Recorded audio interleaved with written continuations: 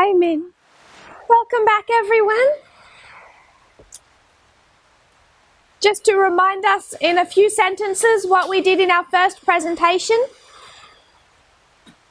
We went to the Desire of Ages and we saw Ellen White compare and contrast two histories. She's going to take the history of the time of trouble and compare and contrast it to Jesus' experience in the wilderness. That's something we were already doing in this movement. She's going to make that comparison. She talks about the last great conflict with Satan, compares and contrasts that with Christ's conflict in the wilderness.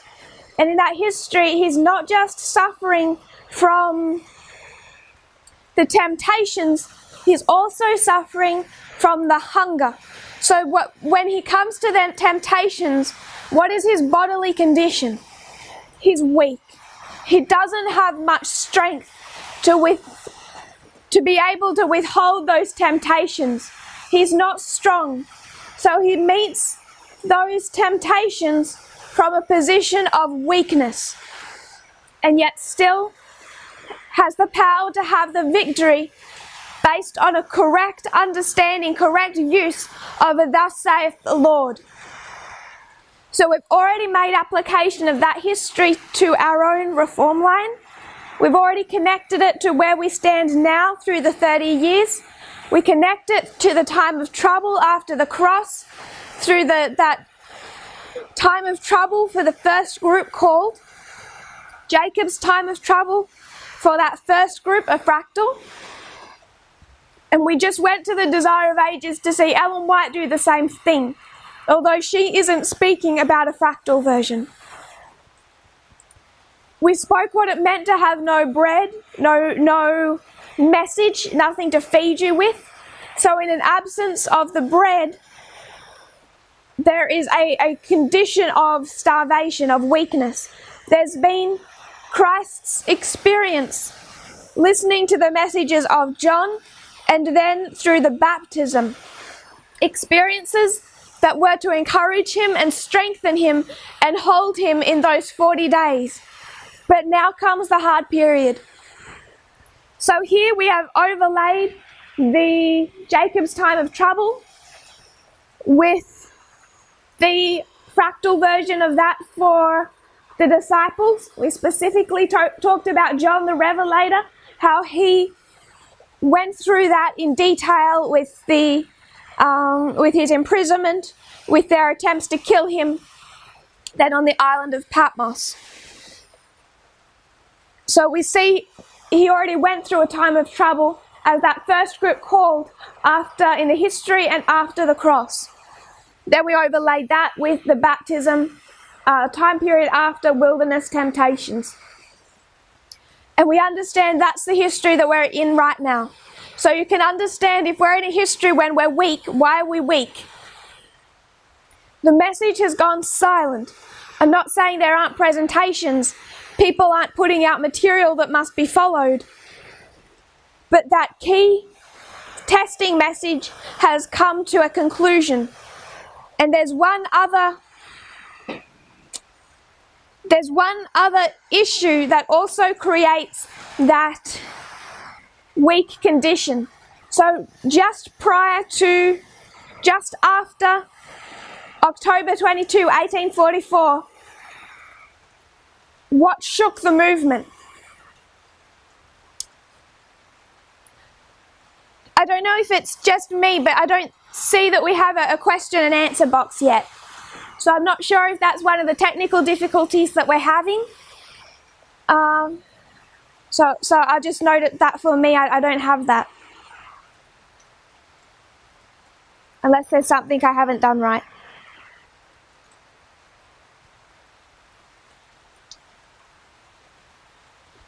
So just after October 22, 1844, what's their doubt? Does anyone in the movement understand what happened after October 22, on October 22? No.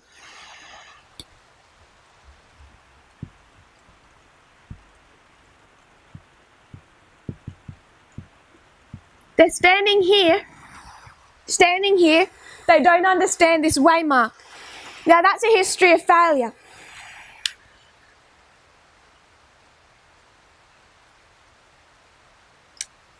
I found the Q&A box.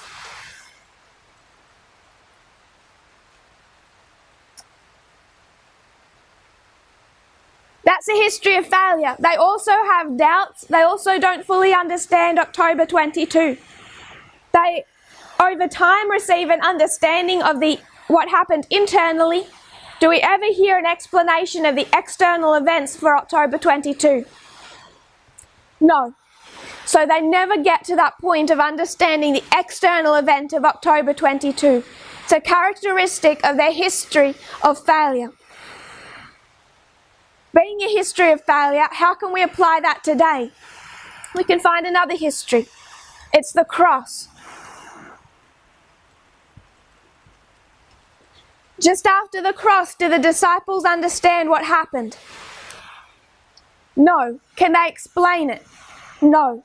And that is a history of success. That's one that we can directly apply to our own more than any other. End of ancient Israel, end of modern Israel. History of success, history of success. Just after the baptism, what is Christ's doubt? What doubt would come in?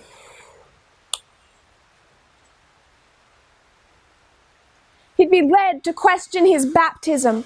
If Satan is going to tempt him about his job function, his role, tempt him to take over the kingdoms of this earth, what is he going to have to abandon? His baptism. So we can see on multiple lines, there's also a question about that waymark. Whether it's a history of failure or a history of success, it's the same story in both. With some subtle differences. For this application, the same story for both.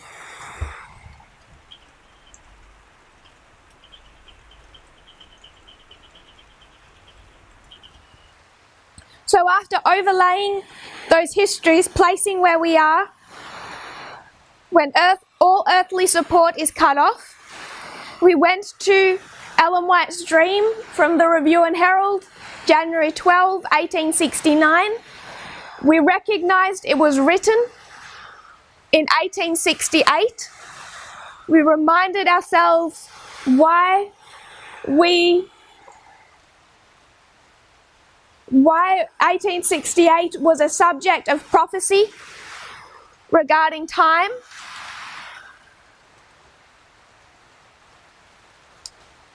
Because of the 151 to 2019, bringing us directly to our close of probation. Someone has asked the question, but the disciples understood the cross at some point, didn't they? Yes. What was that point? At what point did the disciples understand the cross?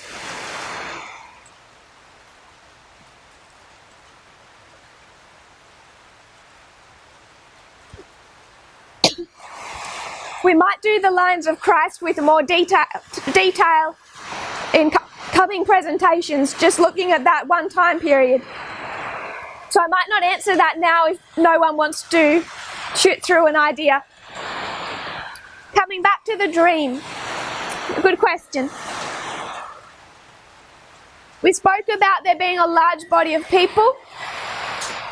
A portion of the assembly starts out on a journey.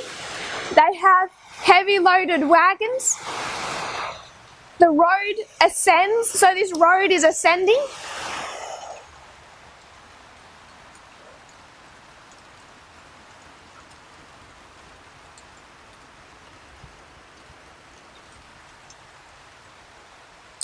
This road is ascending. On one side is a tall, white, smooth wall.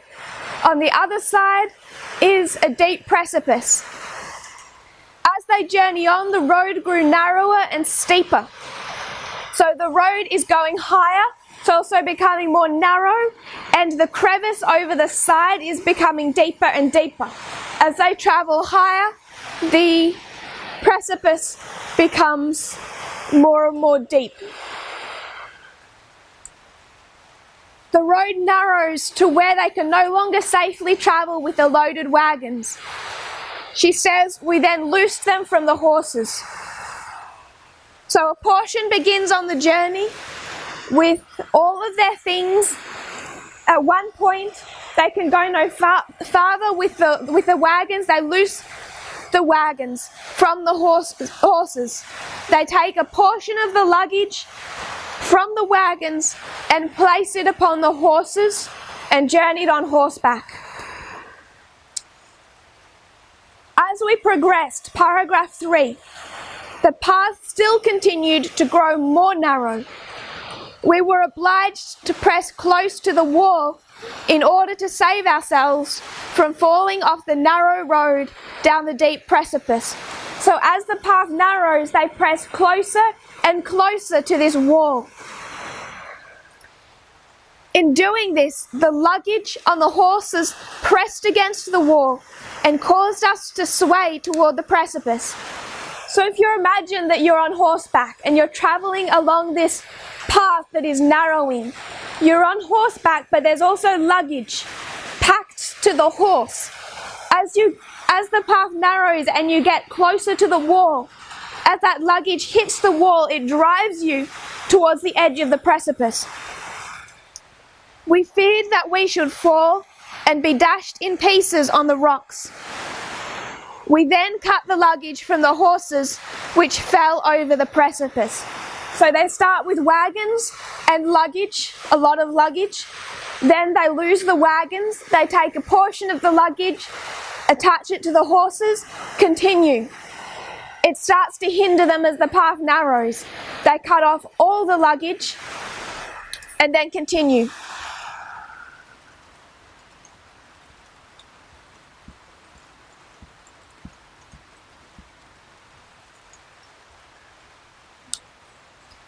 We continued on horseback, greatly fearing as we came to the narrow places in the road that we should lose our balance and fall. At such times a hand seemed to take the bridle and guide us over the perilous way. As the path grew more narrow, we decided that we could go no longer on horseback with safety, and we left the horses and went on foot, in single file, one following in the footsteps of another.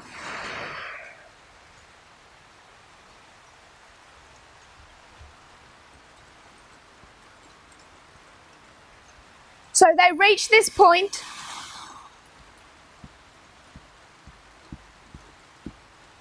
and they leave behind the horses.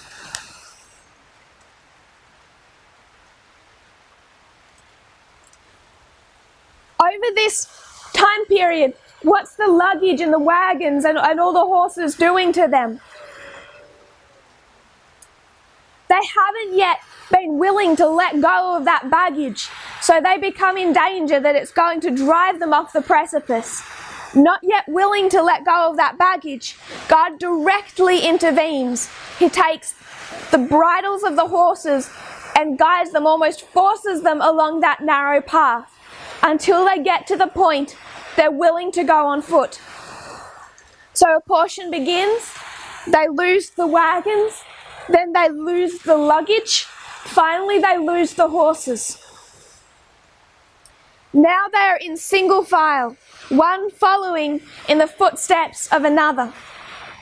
At this point, small cords were let down from the top of the pure white wall. At what point? At what point do the cords let down? At the point where they leave behind the horses. So it's here, as they leave the horses, that you have the cords come down.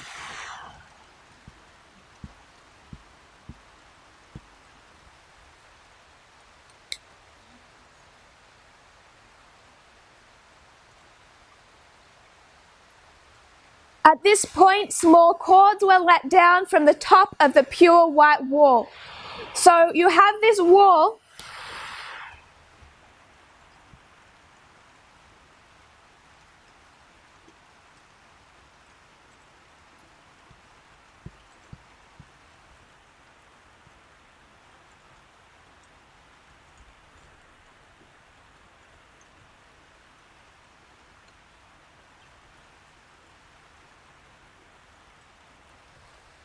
You have this wall and a person is traveling along a path, a steep path, and they're holding onto this cord. At the point where they leave behind the horses and go on foot, they're now given the cords to hold onto. We travelled, the cord moved along with us. So at a quick reading of this dream, my imagination in time past is that they were almost leaping from one cord to the other, Tarzan style. Somehow they're moving from one cord, holding onto another cord, kind of like going up a ladder, but on a sideways. They're just holding from one to the other, another bar to another bar. But that's not the case. You take hold of this cord, each one takes hold of a cord, and then those cords move with them. These are not stationary cords. The path finally became so narrow that we concluded that we could travel more safely without our shoes, so we slipped them from our feet.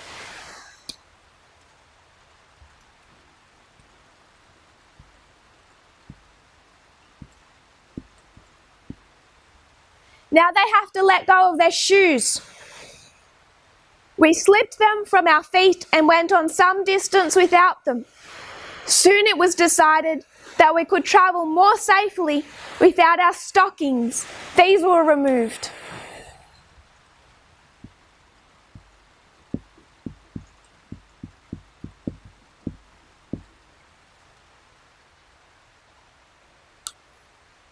And we journeyed on with bare feet.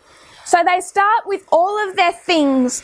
They have them attached, loaded onto wagons, attached to horses, and they're going up this wide path with a not very steep precipice. As they climb higher, the path is narrowing. The precipice keeps getting deeper and deeper beneath them. They let go of the wagons, then they let go of their luggage. Then finally their horses' cords drop down that are coming from over the top of this white wall. Then they lose their shoes. Then they lose their stockings. And finally they're journeying on with bare feet. We then thought of those who had not accustomed themselves to privations and hardships. Where were such now? They were not in the company. At every change, some were left behind, and those only remained who had accustomed themselves to endure hardships. So at the beginning you have a large body of people. Only a portion of this begin this journey, and then every single time something must be left behind, this portion grows smaller and smaller and smaller. The privations of the way only made those who had prepared to endure hardship, only made them more eager to press on to the end. So these hardships, where they must leave behind, some people fall away. Some people become more eager to continue. Our danger of falling from the pathway increased. We pressed close to the white wall, yet could not place our feet fully upon the path, for it was too narrow. So the path is now so narrow it doesn't cover the breadth of a foot. We then suspended nearly our whole weight upon the cords. So we're marking the points of escalation of this journey. Portion begins, lose the wagons, lose the luggage, lose the horses, be given cords to hold on to, lose the shoes, lose the stockings. Now it's marking another point where it's so narrow they sometimes have to suspend nearly all their weight upon the cords.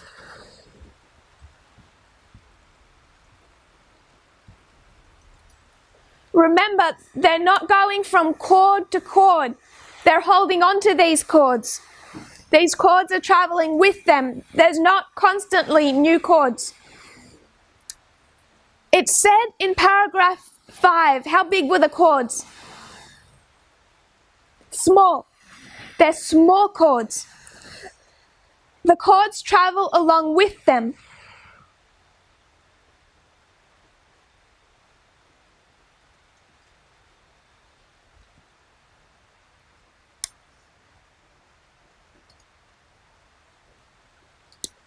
Now they're suspending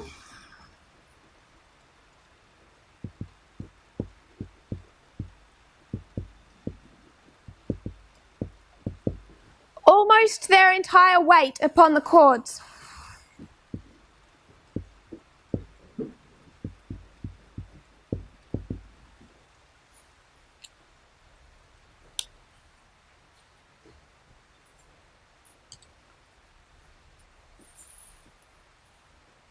We then suspended nearly our whole weight upon the chords and would exclaim, "We have hold from above, we have hold from above."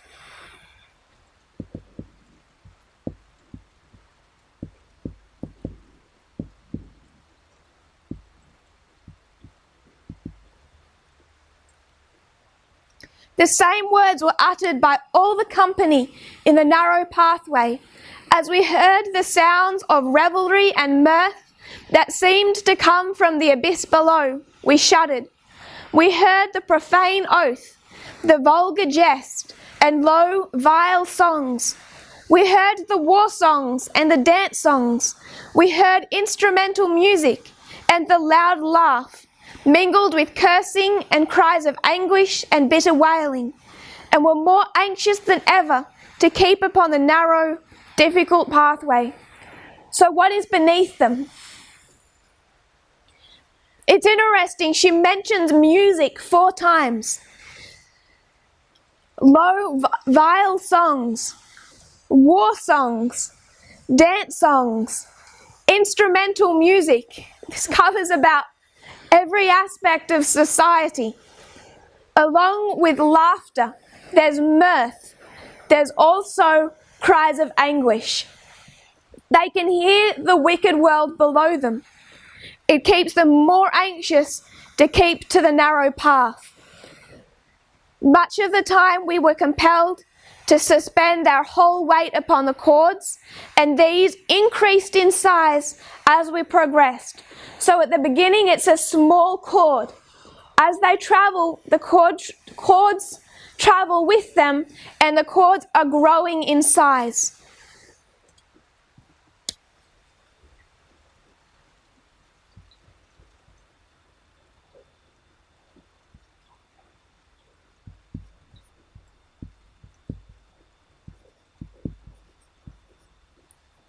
So these chords are increasing in size as they travel with them.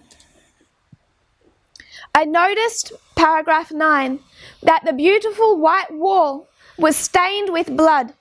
It caused a feeling of regret to see the wall thus stained. Now what is she noticing? They've lost their wagons, their luggage, their horses, their shoes, their stockings. They're travelling barefoot. She's starting to see that this white wall is stained with the blood of the feet of those who have gone in front. This feeling, however, lasted but for a moment, as I soon thought that it was all as it should be.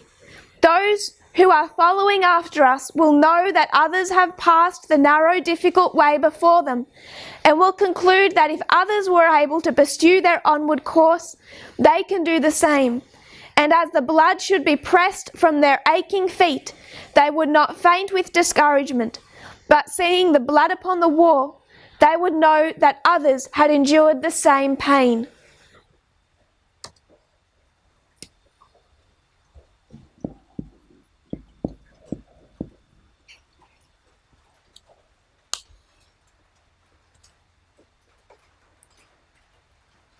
Paragraph 10.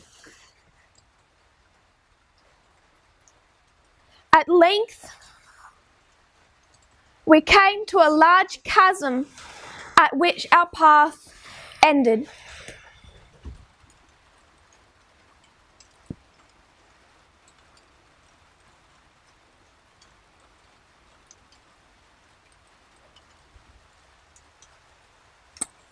The path is ended. They come to a large chasm. There was nothing now to guide the feet, nothing upon which to rest them. What do they have? Nothing beneath their feet. They have no earthly support. Our whole reliance must be upon the cords, which had increased in size until they were as large as our bodies. Here we were for a time thrown into perplexity and distress. We inquired in fearful whispers, to what is the cord attached? Back over here, the cords are let down from over the white wall. Do they know what the cords are attached to here? No, they can't see over that wall. They don't know what the cords are attached to. While they're walking this pathway in their shoes, they don't ask that question. In their stockings, they don't ask that question. They're suspending most of their weight upon the cords. They don't ask that question. Then the feet start to bleed, and they look at the blood on the wall of those who have gone before, and still they don't ask the question, to what are the cords attached? Then they come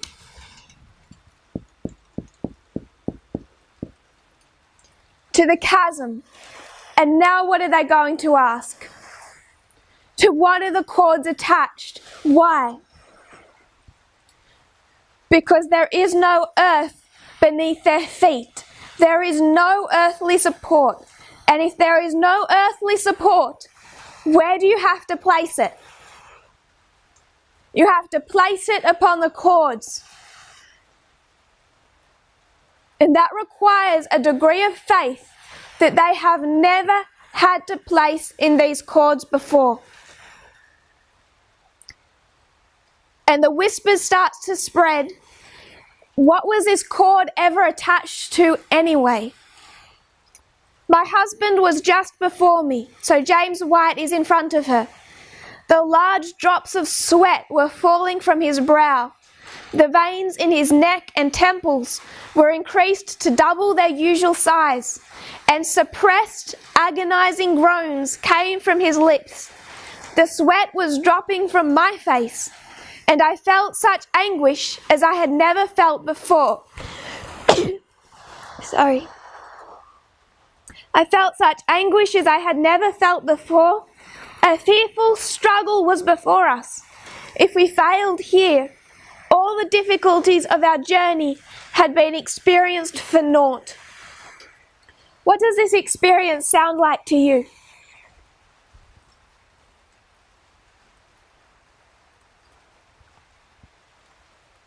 Large drops of sweat falling from his brow. The veins in his neck and temples increased to double their usual size. Suppressed, agonizing groans came from his lips. The sweat was dropping from my face, and I felt such anguish as I had never felt before. A fearful struggle was before us. What experience is that?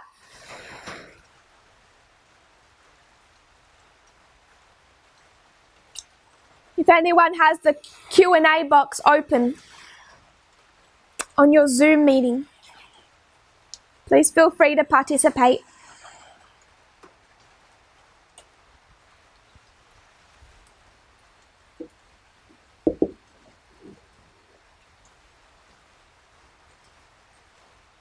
Sister Adriana says Gethsemane. That was my answer. I agree.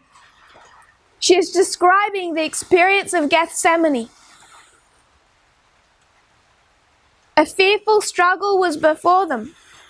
If they failed here, all the difficulties of our journey had been experienced for naught. It's Gethsemane and it's one other experience. Ellen White describes this experience in the context of an Old Testament verse. If anyone has that Old Testament verse, put it in the Q&A. But she describes Christ going through that experience twice. The verse says, his image was marred more than the form of any man. Paraphrased. When did Christ go through that experience? One is Gethsemane and the other is?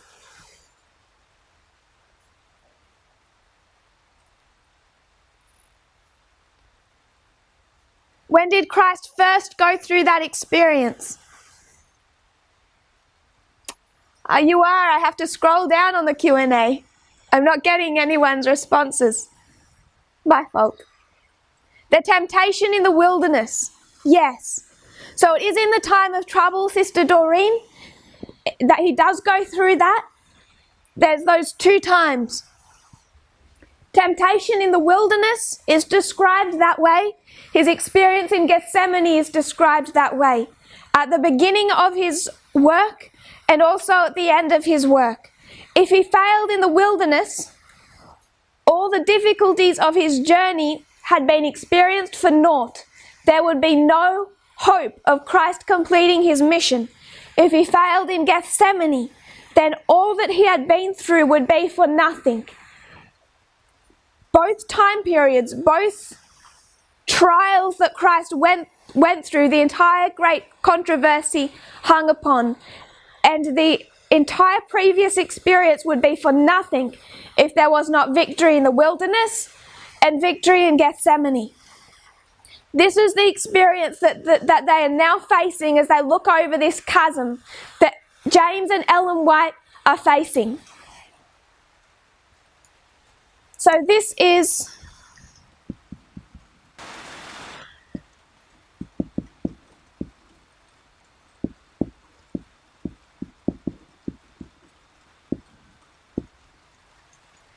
the wilderness experience. This is the experience of Gethsemane.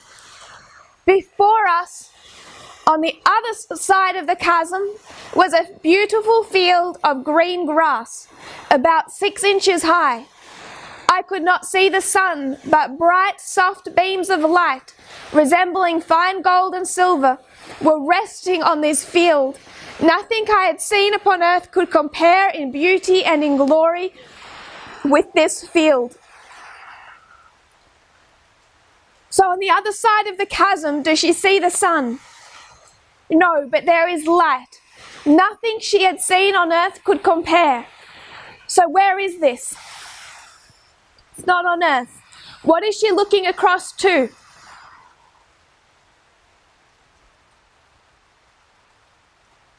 She's looking across the time of trouble to where? It's not earth. The sun does not light this land. This is heaven.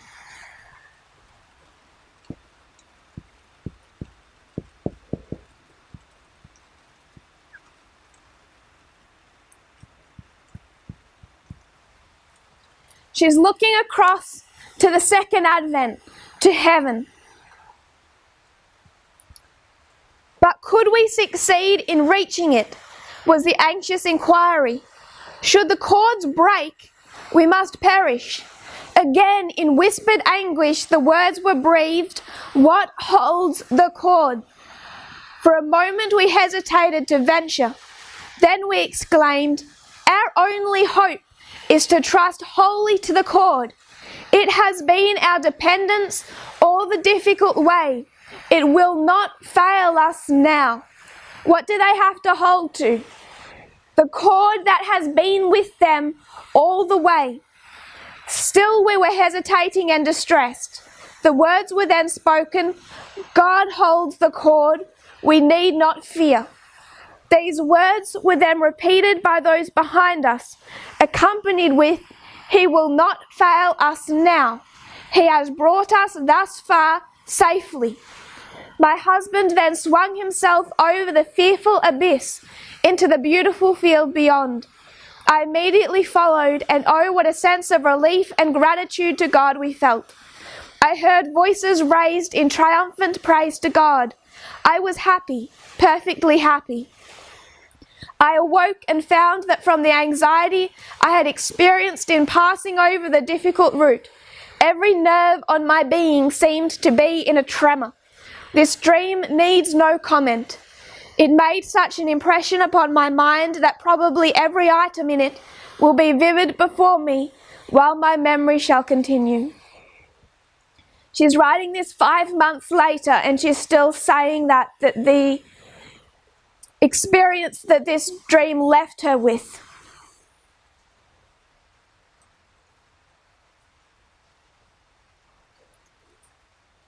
So I want to make application. Their end goal is heaven. It's the second advent. It's going to a place that there's nothing like what she has seen on earth. It is not lighted by the sun. Between the path and heaven, there is this chasm where there is no earthly support. To get from one side to the other, what do you need? You need the cords. The cords that were given when? Here? No. These cords have been given all the way back here. Those same cords have traveled with them. They've started small and they have grown in size. They've become larger and larger as the path narrows, till by the end, you're not holding just with your hands. What do you have to hold on to? You can't hold the cord with your hands. You'd be hugging this cord with your entire body, like you would hug a tree the size of your body. It's to that they must hold to reach from one side of the chasm to the other. They start this journey with all of this baggage. To travel this path, they must let go of the baggage. I've already marked the beginning in 1989. That's when we started along the path. At each point, something is lost. First the wagons, increase of knowledge. Then the luggage, the formalization. You could mark these with messages. A portion begins, but then what comes in the increase of knowledge? Line upon line. Where's that going to lead you to? Daniel 11 verse 40. Then you come to this waymark. The cords are given, 9/11.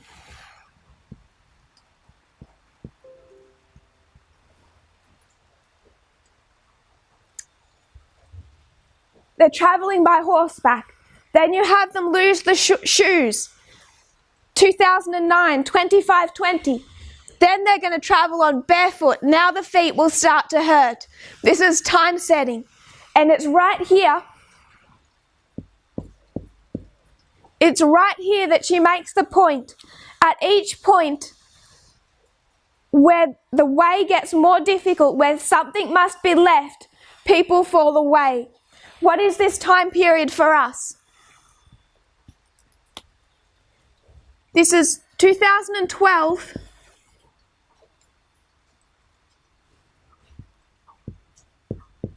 to 2014. Now people are left behind all along the way at each point where the journey requires more sacrifice. But it's specifically here that she mentions it, which is relevant for us because this is where we start to mark a major shaking. That's when we experience the split with Path of the Just. That shaking that occurred between 2012 into the early months of 2014. So the placing of that statement is not irrelevant. From 2014, she then speaks about how these cords are increasing in size. She speaks about the increase in size, but now they're having to suspend their weight upon the cords. What are these cords?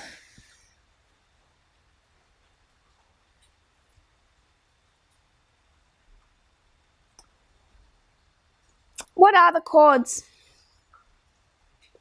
Sister Adriana says that they're lines. Does everyone agree with that?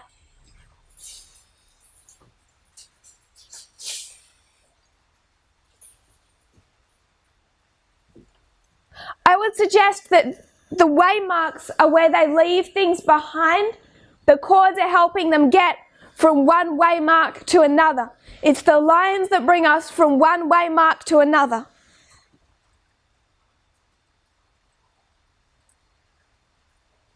Sister Raquel says it's Christ. I agree with you, but what does that look like for us? This is Lion's methodology. I want to be more specific. Not really more specific. Describe it a different way. They come down here at 9/11. What arrives at 9/11?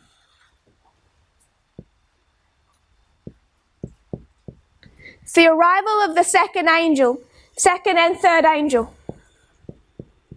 There the lions arrive, and what's the characteristics that happens under the second angel? What did Christ bring with him that John didn't have? Parable teaching. So I find it interesting. Amen, Sister Raquel. I find it interesting. They don't have them in this history, but what else do they have? Because they haven't let go of their baggage, what does Christ have to do? Outside of the lions, it's the only time he personally intervenes, where he grabs the bridle of the horses and forces them along that path. Because they haven't let go of their baggage, there is this personal intervention where Christ brings them. He takes hold of the reins of those horses and pulls them along this narrow path until the people are willing to let go of their baggage. Once they reach that point, he gives them the lines. He gives them parable methodology.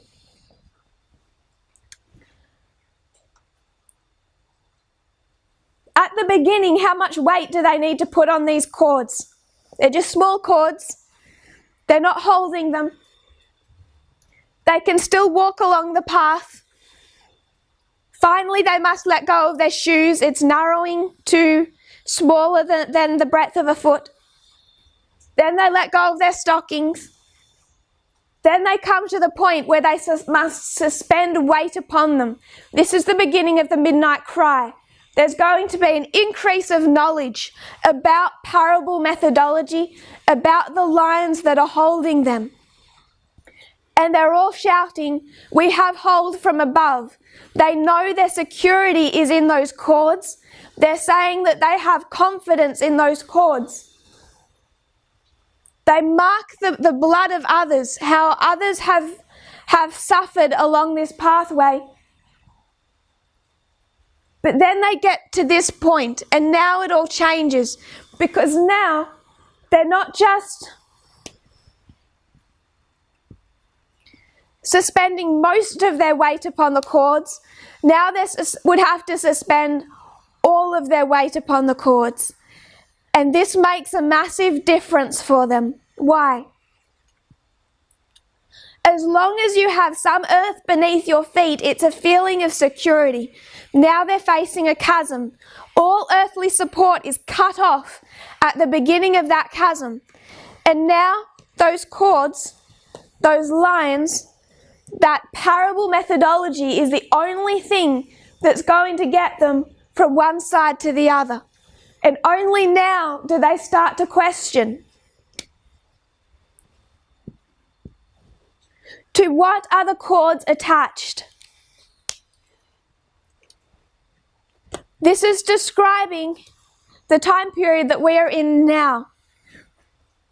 It's describing the period after the close of probation, when all earthly support is cut off. It's describing the experience of the disciples after the cross. It's describing the history of Christ in the wilderness.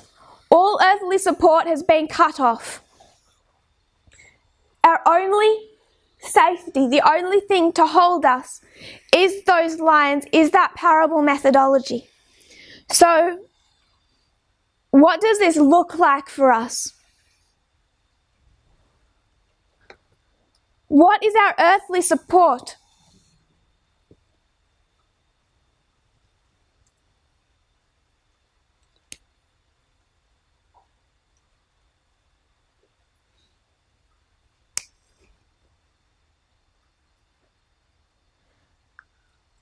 What is our earthly support? You know, the lions aren't failing. The parable methodology isn't failing.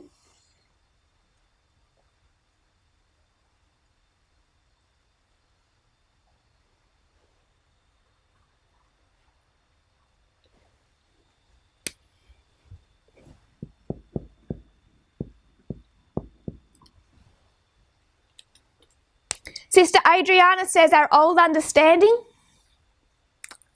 I agree with that, but that should also have largely gone under the message of the midnight cry. But it's not so simple as that, as I think you know. I want to make my application. I want to suggest that it's different for everyone. This is perhaps personalizing it more than you could do a more generic, general application. But for this application, I want to suggest that it is different for everyone. People are in this movement for many different reasons. Some are in this movement because they are women and their husbands joined the movement and they dutifully followed their husbands into the movement. Then what happened in the midnight cry? Husband leaves. Now what holds them to the movement? If it's not the parable methodology, if they're not holding on to that line themselves, they will leave the movement. There are people here because their children are in the movement. It's their security. There are children here because their parents are in the movement. That's their security. There are people that are in the movement because they have a belief that by keeping to this movement, they will have some type of benefit. They will find position, power, influence. Some incorrectly hope wealth. They have other things that keep them on this path. All of that is cut away when there is no earthly support. Anything else that holds us onto this path except those lines will no longer hold us. The old understanding should have gone under the midnight cry message. But people did not understand that midnight cry message. We know that from the line of the disciples, don't we? After the cross, what are they saying? If he can resurrect, he can destroy the Romans. We're more settled on that than we were before. We didn't know he would be that powerful a general. They still have their old understandings. All of that is getting ripped away from them in this time period.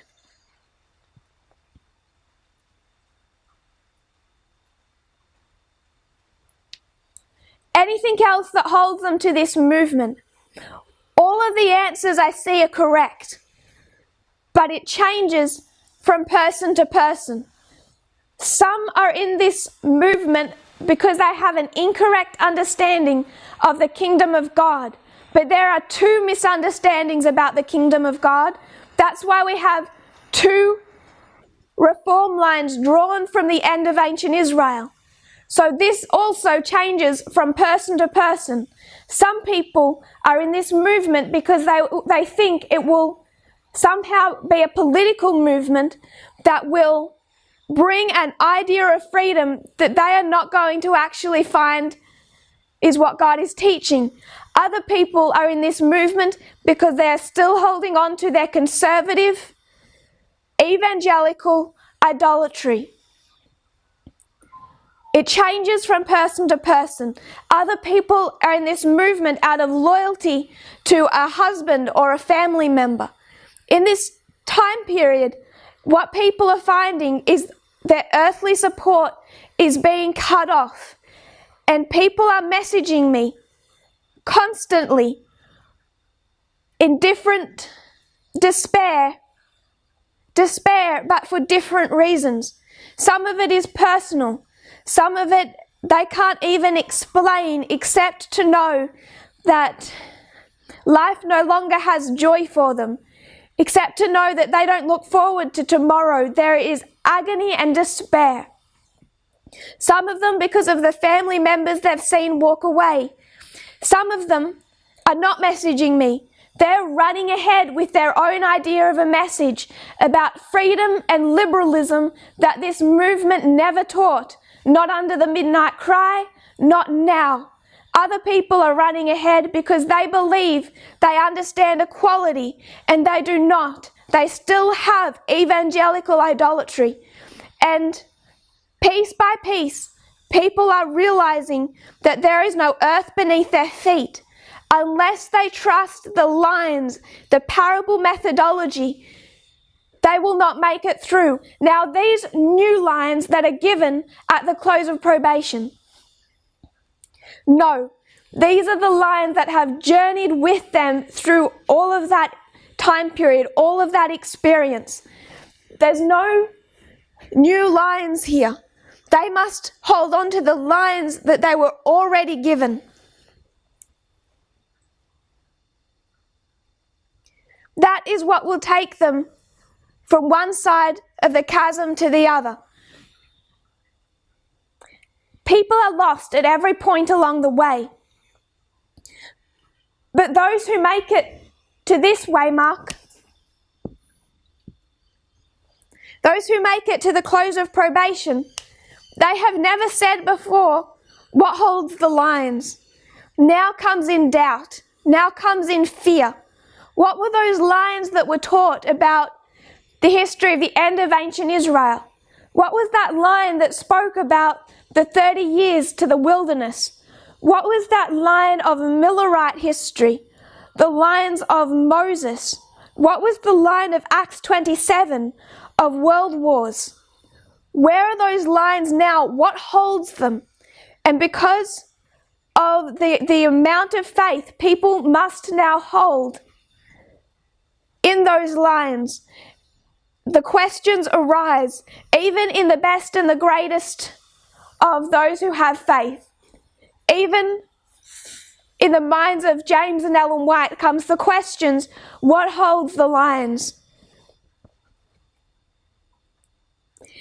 It's not until they have the faith in who holds those lines, who gave them to them, who is at the top of the wall holding them, that they can have the confidence to reach the other side.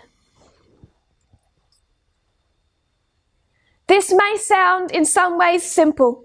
We know the lines are what brings us from one side to the other.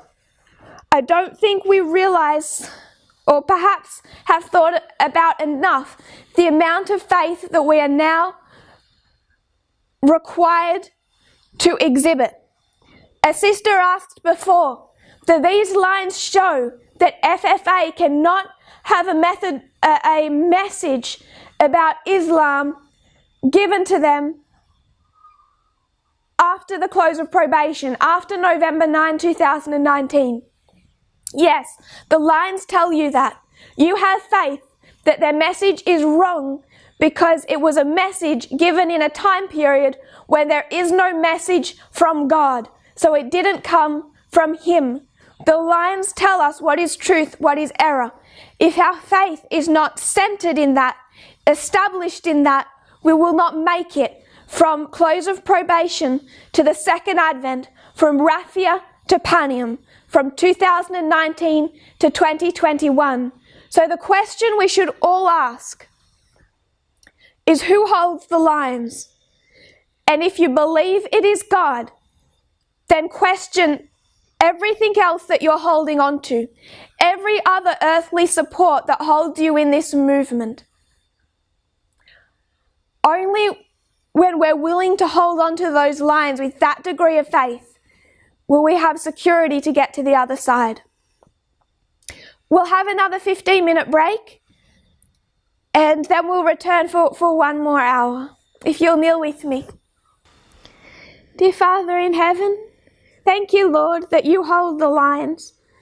I pray that we will each individually see what this means, see what it means corporately for this movement, but also see individually what is that ground that has been beneath our feet.